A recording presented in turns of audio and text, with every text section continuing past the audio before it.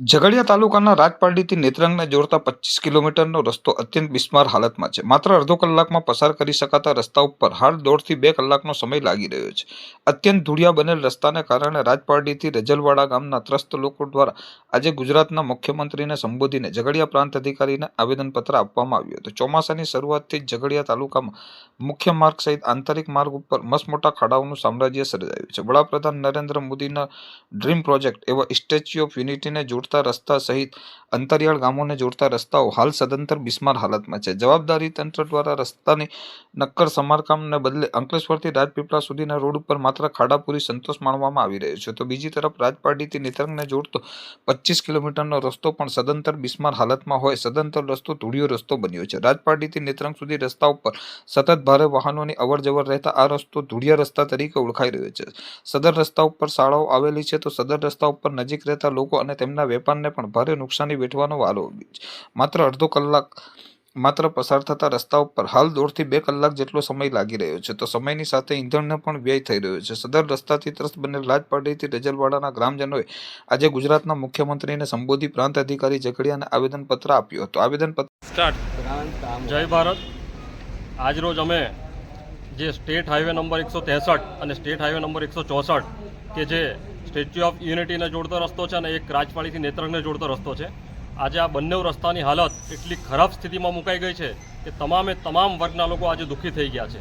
અતિશય ખરાબ રસ્તાઓના લીધે ધૂળની ડમરીઓ ઉડી રહી છે, લોકોના સ્વાસ્થ્યને નુકસાન થઈ રહ્યું છે, શ્વાસ લેવામાં તકલીફો પડી રહી છે, લોકોને કમરના પ્રોબ્લેમ થઈ રહ્યા છે.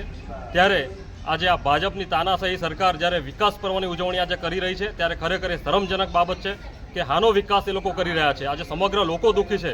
હા, માત્ર ને માત્ર એમને જો વિકાસ કર્યો હોય પોતાનો, તો એનો વિકાસ કરી રહ્યો હોય એવું અમને લાગી રહ્યું છે. આજે આ ખરાબ રસ્તાઓના લીધે આજુબાજુ રહેતા લોકો ધૂળથી એટલા પરેશાન થઈ ગયા છે. હમણાં થોડા જ દિવસ પહેલાં સતત ઉડતી ધૂળને કારણે પણ એક આદિવાસી વડીલ હતા, એમને પણ મૃત્યુ થયું છે કે જેમને કોઈ પણ જાતની બીમારી નથી, પરંતુ રોજબરોજની ધૂળને કારણે શ્વાસમાં તકલીફ થઈ રહી હતી. આવી જ ઘટનાઓ વારંવાર રોજ છાસવારે બની રહી છે, અકસ્માતો થઈ રહ્યા છે. આજે તમામ લોકો દુઃખી થઈ રહ્યા છે. ત્યારે આજે અમે મુખ્યમંત્રીશ્રીને સંબોધીને આજે આવેદનપત્ર આપવા માટે આવ્યા છે.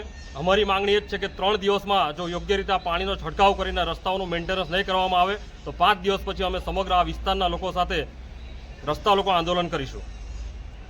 ઝઘડિયા ખાતે મામલતદારશ્રીને રોડ રસ્તાઓ બાબતે આવેદનપત્ર પાઠવવા માટે આવ્યા છે અને સાથે સાથે એક બીજી બાબતે પણ મામલતદાર સાહેબશ્રીનું ધ્યાન દોરવા માંગીએ છીએ કે જે આ રસ્તા પર નેત્રંગથી આ ઝઘડિયાના અને ભરૂચને જોડતા મેઇન રસ્તા પર ઓવરલોડ વાહન બાબતે અમે આજે એમને એક આવેદનપત્ર પણ પાઠવ્યું છે, જેમાં મોટા ભાગે મોટી ગાડીઓ 12 ચક્કા 16 ચક્કા એ એકદમ ઓવરલોડ ભરીને આવે છે, રોયલ્ટી વગર આવે છે અને પોલીસની નજરની સામે એ ગાડીઓ રાજપારડી ચોકડીથી લઈને નીકળે છે. એ લોકોના જીવની સાથે રમતા રમતા એ લોકો ડ્રાઈવરો આવે છે. ડ્રાઈવરો અને એવી દાદાગીરી કરે છે કે આપણે રજૂઆત કરીએ કે ભાઈ તમે ઓવરલોડ ભરીને આવો છો તો ધીરે ચાલો, તો ડ્રાઈવરો એવું કહે છે કે ભાઈ તમારાથી થાય તે કરી લો. તો મારે મામલતદાર સાહેબશ્રીને અને મુખ્યમંત્રી શ્રી સાહેબને એવું જણાવવું છે કે આ રોડ રસ્તા ઉપર જે ઓવરલોડ ગાડીઓ ચાલે છે એ ઓવરલોડ ગાડીઓ બંધ થવી જોઈએ અને નેત્રંગથી જે ખાણ ખનીજની ગાડીઓ આવે છે, નેત્રંગથી જે કોરીઓ છે એ કોરીઓ પર જ્યારે તપાસ અર્થે ખાણ ખનીજની ગાડીઓ આવે છે તો એ શું તપાસ કરે છે? આ રોડ પર આવતી દરેક કોરીઓ અને દરેક ખાણો ભાજપની સાથે સંકળાયેલા નેતાઓની અને ભાજપના લોકોની છે, તો એના માટે શું આંખ આડા કાન કરવામાં આવે છે? શું જનતાનો ભોગ એના માટે લેવામાં આવે છે? તમે કાયદેસર ચાલો, અમને કોઈ વિરોધ નથી કે કોઈ વાંધો નથી. દિવાળી આવે છે, દિવાળીના તહેવારને લઈને કોઈ અનિચ્છનીય બનાવ ના બને એના માટે તાત્કાલિક ધોરણે આ 2 નંબરની ગાડીઓ બંધ થવી જોઈએ, રોયલ્ટી વગરની ગાડીઓ બંધ થવી જોઈએ.